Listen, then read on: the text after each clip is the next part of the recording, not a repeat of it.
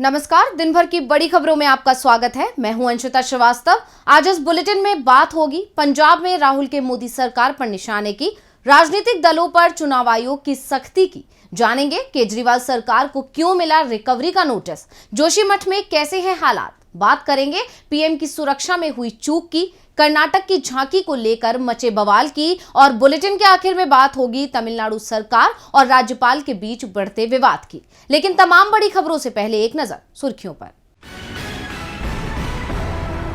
कांग्रेस सांसद इमरान प्रताप गढ़ी को मिली जमानत, कहा देश में डर का माहौल, महिलाएं और दलित मुस्लिम डरे हुए। कर्नाटक में खिसक रही बीजेपी की जमीन, 20 साल बीजेपी में रहे जनार्दन रेड्डी ने बनाई नई पार्टी, कल्याण राज्य प्रगति पक्ष रखा पार्टी का नाम।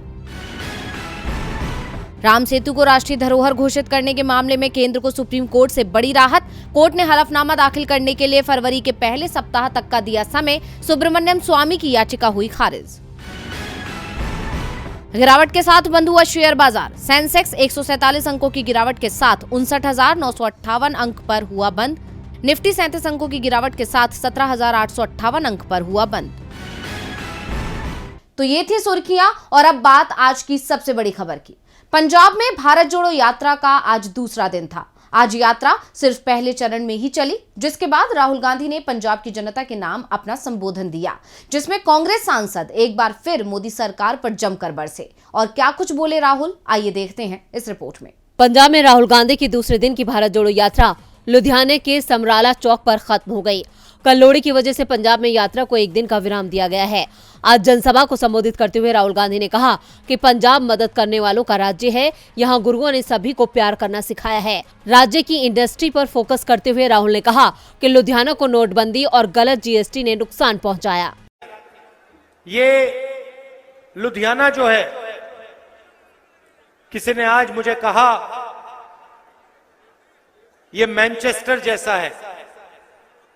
मैं सोच रहा था ये गलत बोला है, मैनचेस्टर लुधियाना जैसा है। और बात समझिए, मैनचेस्टर का भविष्य नहीं है, मगर लुधियाना का जरूर भविष्य है। आज यात्रा के दौरान राहुल गांधी पर महिलाओं ने फूल बरसाकर उनका स्वागत किया, तो वहीं राहुल ने भी पंजाब के लोगों की तारीफ करते हुए शुक्रिया अदा किया। ये भाईचारे का देश है, मोहब्बत का देश है, इज्जत का देश है। अंत में लोहड़ी की मुबारक, आप सबको बहुत बहुत प्यार और बहुत बहुत धन्यवाद। आज यात्रा के पहले चरण में राहुल के साथ उनके साथ पंजाब प्रदेश कांग्रेस के प्रधान अमरिंदर सिंह राजा वड़िंग, पूर्व मुख्यमंत्री चरणजीत सिंह चन्नी और सांसद रवनीत बिट्टू के अलावा विपक्षी दल के नेता प्रताप सिंह बाजवा भी नजर आए। यात्रा के बाद अब राहुल गांधी दिल्ली लौट आए हैं। कल लोहड़ी की वजह से यात्रा नहीं होगी। अब 14 जनवरी को यात्रा लुधियाना से जालंधर के लिए आगे बढ़ेगी। राहुल ने कहा कि लुधियाना को नोटबंदी और गलत जीएसटी ने नुकसान पहुंचाया। इसके साथ ही राहुल गांधी ने मोदी सरकार की नीतियों पर जमकर निशाना साधा, जिससे सरकार बुरी तरह घिरी हुई है। वैसे घिर तो राजनीतिक दल भी गए हैं चुनाव आयोग की सख्ती के चलते।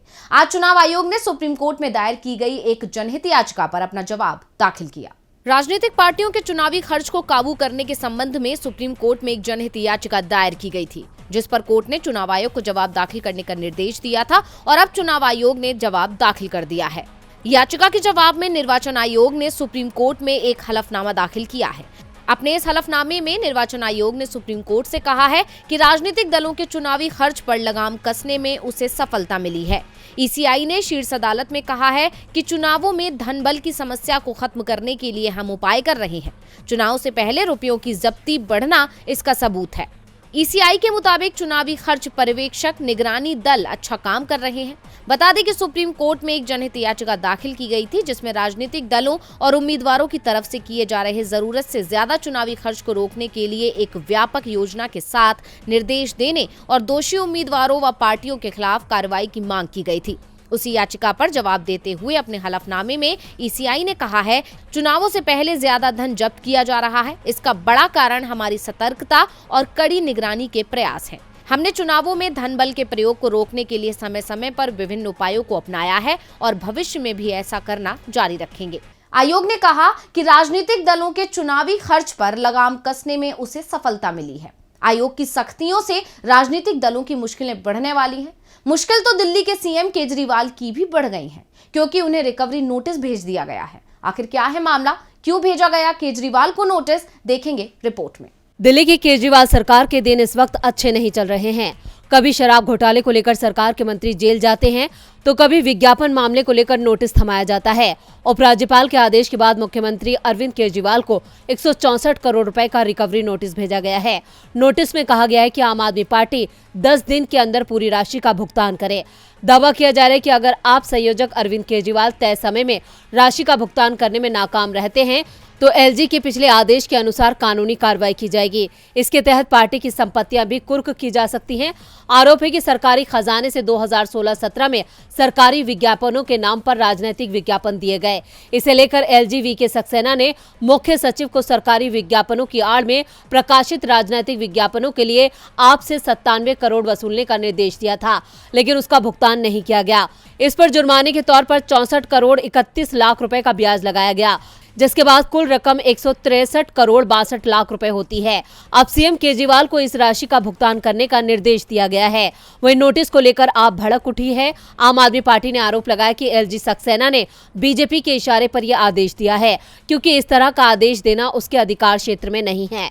उप मुख्यमंत्री मनीष सिसोदिया ने आरोप लगाया कि बीजेपी आम आदमी पार्टी की सरकार को दबाने के लिए दिल्ली के अधिकारियों पर असंवैधानिक नियंत्रण बनाए रखना चाहती है।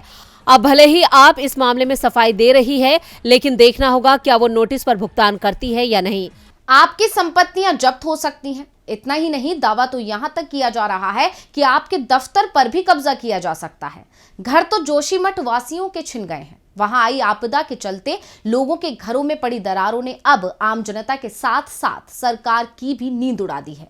तो अब क्या है जोशीमठ के हालात, आइए देखते हैं। जोशीमठ में जमीन धंसने के मामले लगातार बढ़ते जा रहे हैं और लोगों को सुरक्षित स्थानों पर पहुंचाने का काम तेजी से किया जा रहा है। तो वहीं आज होटल मलारी इन को एसडीआरएफ ने अपने कब्जे में ले लिया और होटल को गिराने का काम शुरू हो गया है। इस बीच केंद्रीय गृह मंत्री अमित शाह ने जोशीमठ के हालात को देखते हुए 5 केंद्रीय मंत्रियों के साथ एक अहम बैठक की। बैठक में केंद्रीय सड़क और परिवहन मंत्री नितिन गडकरी, जल शक्ति मंत्री गजेंद्र शेखावत, पर्यावरण मंत्री भूपेंद्र यादव और ऊर्जा मंत्री आर.के. सिंह भी मौजूद रहे। बैठक में जोशीमठ की स्थिति पर समीक्षा की गई। बैठक में मौजूदा परिस्थिति में लोगों को कैसे राहत पहुंचाई जाए, इसे लेकर चर्चा हुई। इससे पहले केंद्रीय गृह मंत्री ने मुख्यमंत्री पुष्कर सिंह धामी से फोन पर बात की थी। अमित शाह ने जोशीमठ के ताजा हालात के बारे में सीएम से जानकारी ली है और प्रदेश को हर संभव मदद देने का आश्वासन दिया है। बीजेपी के राष्ट्रीय अध्यक्ष जेपी नड्डा ने भी जोशीमठ के मुद्दे पर सीएम धामी से बात की थी। इधर मुख्यमंत्री पुष्कर सिंह धामी ने भी आज एक अहम बैठक की। इस बैठक में स्थानीय जनप्रतिनिधि और कुछ स्थानीय लोग शामिल हुए थे। धामी ने शासन प्रशासन के साथ तालमेल बनाकर काम करने की बात कही। उन्होंने कहा कि जो लोग प्रभावित हैं उनकी जान माल की सुरक्षा करते हुए उनके लिए आगे का रास्ता बनाना हमारी प्राथमिकता है। हालांकि स्थानीय लोग उचित मुआवजा देने की मांग पर अड़े हैं। इस बीच मुख्यमंत्री ने बाजार रेट पर मुआवजा देने का ऐलान किया है। मुख्यमंत्री ने कहा कि स्थानीय स्तर पर गठित समिति के सदस्यों के सुझावों पर बाजार दर तय की जाएगी। प्रभावितों का पूरा ध्यान रखते हुए बेहतर से बेहतर मुआवजा दिया जाएगा। जोशीमठ ने बीजेपी सरकार की मुश्किलों में इजाफा कर दिया है और ये समस्या बीजेपी के लिए अब बड़ी चुनौती पेश कर रही है। आज गृह मंत्री ने बैठक बुलाई और हर संभव मदद देने का आश्वासन दिया। गृह मंत्रालय इधर जोशीमठ में लोगों को सुरक्षित रखने की जद्दोजहद में लगा हुआ है, तो आज पीएम की सुरक्षा पर ही संकट मंडरा गया, जब रोड शो के दौरान पीएम की सुरक्षा में चूक हो गई। आखिर कैसे हुई पीएम की सुरक्षा में चूक और क्या लिया गया एक्शन, देखिए रिपोर्ट। कर्नाटक में इस साल विधानसभा चुनाव होने जा रहे हैं, जिसे देखते हुए बीजेपी समेत तमाम राजनीतिक दलों ने तैयारियां तेज कर दी हैं। बीजेपी पिछले काफी वक्त से मिशन कर्नाटक में जुटी है। पार्टी की कोशिश है कि एक बार फिर बीजेपी की ही सरकार राज्य में बने। इसी को देखते हुए खुद पीएम मोदी मिशन कर्नाटक में जुट गए हैं, जिसके तहत हुबली में आज पीएम मोदी रोड शो कर रहे थे। रोड शो के दौरान पीएम मोदी का स्वागत करने के लिए सड़क किनारे सैकड़ों की संख्या में लोग मौजूद थे। लोग पीएम मोदी का स्वागत फूलों से कर रहे थे। साथ ही पीएम मोदी भी इस दौरान कार से बाहर निकलकर लोगों का अभिवादन स्वीकार करते दिखे। इसी दौरान पीएम मोदी की सुरक्षा में चूक का बड़ा मामला सामने आया। यहाँ पीएम मोदी के रोड शो के दौरान एक युवक अचानक उनकी तरफ दौड़ता है और पीएम के काफी ज्यादा करीब पहुंच जाता है। दरअसल युवक पीएम मोदी तक फूलों की माला पहुंचाना चाहता था। इसके लिए उसने बिना सोचे समझे एसपीजी का घेरा तक तोड़ दिया और पीएम मोदी तक पहुंच गया। इसे देखते ही एसपीजी कमांडो हरकत में आए और युवक को पीएम से दूर कर दिया। वहीं इस मामले को लेकर हुबली के पुलिस अधीक्षक का बयान भी सामने आ गया है। उन्होंने कहा है कि पीएम की सुरक्षा में कोई चूक नहीं हुई है। यह युवक कौन है ये अब तक पता नहीं चल पाया है, लेकिन जिस तरह से युवक पीएम तक पहुंचा उसके बाद सवाल खड़े होना लाजमी है। लेकिन बीजेपी इस मामले को तूल नहीं देना चाहती, क्योंकि इससे उसकी ही सरकार सवालों में आ जाएगी। पीएम कर्नाटक पहुंचे, जहां उनकी सुरक्षा में चूक हो गई, जिसके बाद से राज्य का माहौल गर्मा गया है। वैसे राज्य का माहौल तो गणतंत्र दिवस के अवसर पर लाल किले में निकाली जा रही झांकियों में जगह ना मिलने से भी गर्माया है, जिसके बाद बवाल मच गया, जिसके बाद फैसला बदल दिया गया। तो आखिर क्या है पूरा मामला, आइए देखते हैं। कर्नाटक में जल्द ही विधानसभा चुनाव का बिगुल बजने वाला है, जिसमें बीजेपी जीत के सपने देख रही है, लेकिन चुनाव से पहले उसकी मुश्किलें बढ़ती जा रही हैं। अब विपक्ष ने उसे गणतंत्र दिवस परेड को लेकर घेरा है, जिसके बाद सरकार ने कर्नाटक की झांकी को गणतंत्र दिवस परेड में शामिल करने का फैसला किया है। दरअसल कर्नाटक की झांकी को शामिल न करने के सरकार के फैसले के बाद विवाद गहरा गया था। कांग्रेस ने बसवराज बोम्मई सरकार के खिलाफ कड़ा रुख अपनाया था।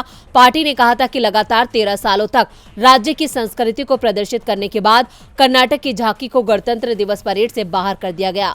विधानसभा में विपक्ष के नेता और पूर्व मुख्यमंत्री सिद्धरामैया ने आरोप लगाया कि अक्षम और कमजोर मुख्यमंत्री बसवराज बोम्मई और उनके कैबिनेट मंत्री 40% कमीशन के चलते से सरकारी संसाधनों का दुरुपयोग किया है। अगर उन्होंने विषय को डिजाइन करने में थोड़ा और सोचा होता तो कर्नाटक की सूरत दूसरी होती। इन आरोपों के साथ ही बीजेपी सरकार की सांस फूल गई और वो बैकफुट पर आ गई। मजबूरन सरकार को विपक्ष के आगे झुकना ही पड़ा और सरकार ने कर्नाटक की झांकी को गणतंत्र दिवस परेड में शामिल करने का फैसला किया है। रक्षा मंत्रालय की एक अधिसूचना में कहा गया है कि कर्नाटक राज्य सरकार की झांकी के प्रस्ताव को गणतंत्र दिवस परेड 2023 में भाग लेने के लिए सरकार ने शॉर्टलिस्ट किया है। अब सरकार ने तो अपना फैसला बदल लिया है, ऐसे में देखना होगा कि विपक्ष के तेवर नरम पड़ेंगे या नहीं।